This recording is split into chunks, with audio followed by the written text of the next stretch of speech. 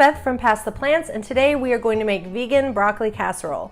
When I was growing up, we had the same broccoli casserole for our Thanksgiving holiday dinner with each other. Someone from the family would make it every year. Often it was my mom or my aunt, and it was just something that was classic Thanksgiving for me. And so when we went to a more whole foods plant-based diet, I decided to try to recreate it, and I've played around with it so many times and finally landed about last year on a recipe that is now our family Thanksgiving meal, or Thanksgiving recipe that I make now. So I'm gonna walk you through it. It calls for frozen broccoli cuts. So you can use fresh broccoli if you want to. The main idea is that you want to make sure that it fills up a 13x9 casserole. So however much broccoli that takes. So we'll just dump this in. So just right into the casserole dish. I don't butter it or anything. Okay, so this already looks like a lot of broccoli from the one bag, but just remember that as it cooks, it's gonna break down a little bit, and we want it to be nice and full. It is a broccoli casserole. So I'm gonna put this in an oven, my oven, and set it for 350 and just let that kind of come up. After it hits 350, it'll just start to cook a little more while I'm making this, and we'll just keep an eye on it. Okay, so now the frozen broccoli is heating up in the oven as it preheats. So we're going to take our blender here and make the creamy base that's going to get mixed with the mushrooms and onions to make that cheesy, creamy sauce. What we're going to do is actually do a variation on my savory cashew cream, which you may have seen from some of my other videos. So we've got our raw cashews. These can't be roasted or salted or seasoned in any way, just plain raw cashews. In they go. And now we've got 2 tablespoons of nutritional yeast. And then this is really what makes it taste extra cheesy, savory. This is a tablespoon of chickpea miso. You can use white or light soy miso, but I use a whole tablespoon here. And then 2 tablespoons of apple cider vinegar. That's gonna help bring some of that fermented tang flavor as well. And then 1 teaspoon of salt. There you go. And then 3 cups of water. So this is gonna make a really runny consistency, but don't worry, it's gonna thicken up once we heat it. So we're gonna blend that on up.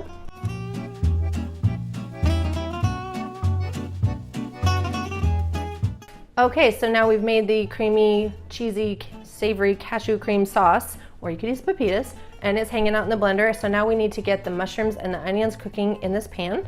So I've got about 8 to 10 ounces. I like a little bit more mushrooms, extra mushrooms. And these are cremini. You can use white button mushrooms if you want. I just love the extra flavor that comes from the cremini, and they're baby portobellos. You'll also see them that way. So I'll just trim the stem off of each one of these, and we're just gonna chop them up really finely. You don't want huge chunks of mushrooms in this because you want it to be like the canned cream of mushroom soup consistency, where you'd find just like that little bit of mushroom in it. It's kind of adding the flavor and not the texture. So I'm just gonna get those stemmed.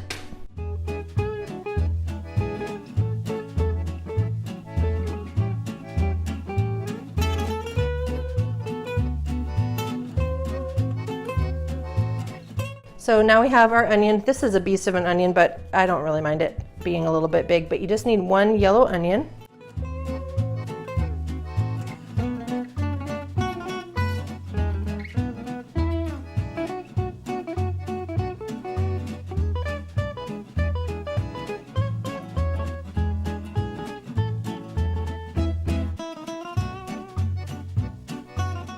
Okay, so the mushrooms and the onions are cooking away. They're almost to the point where we would add the cashew cream. So while these are cooking, I just want to talk a little bit about the crumb topping. So this is not whole foods plant-based if you're following that diet or that way of eating. I use Ritz crackers with this recipe because it satisfies my nostalgia craving. Sometimes I'll do like panko breadcrumbs, like whole wheat panko breadcrumbs, but it's up to you. Like, you can do that. You can do pretty much any kind of breadcrumb topping that you want for you. It actually tastes amazing just on its own without any sort of topping. But I just wanted to explain, if you're like, why are you using Ritz crackers when this is a whole food plant-based recipe? This is my cheat. This is my like guilty pleasure around Thanksgiving time. I just go ahead and use these. So to crunch them up, I actually just usually do it right here I just kind of start pinching them a little bit to break them down and crunch them up right in the wrapper. You just have to be careful not to do it too hard or it can make the bag explode.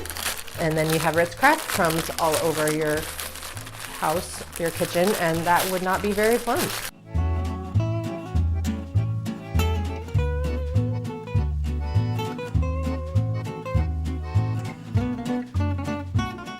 Okay, so our onions and mushrooms have cooked down quite a bit, and they are nice and soft, and there's a little bit of color on the mushrooms, just a little. So they've released all their liquid, which is the main thing that you want to make sure that they not only cook, but also they're not going to be watery. Okay, so now we have our cashew cream mixture, and this is going to look really runny at first, and you're going to think, oh boy, this is going to be some soupy casserole, but trust me when I tell you that there is some magic that happens when the heat hits the cashews. They just thicken up and it will look like cream of mushroom soup. Super cool. Okay, so let's pour this in. Beautiful. Oh, already smells good.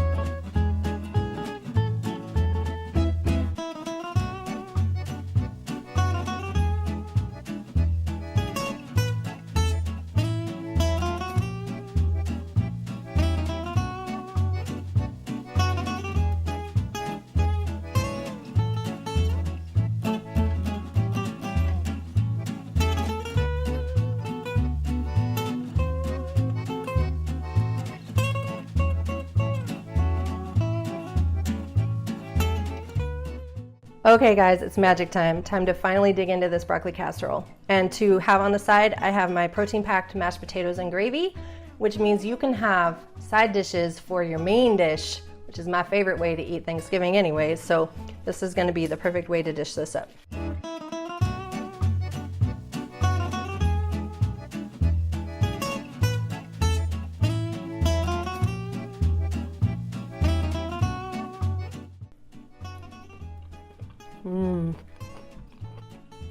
The only thing I would do a little differently, because I'm just keeping it real with you, is cook the broccoli a little longer. It might not be like 100% the best. So if you want to cook your broccoli a little bit more tender before you bake this, just boil it in some water until it's nice and tender, but not too overcooked, not overcooked. And then it probably will come together to be just like 100. This is like 95, but 100 would be cooking the broccoli first. So my little experiment with efficiency may not be always the best, but I know that this is the best vegan broccoli casserole that there is.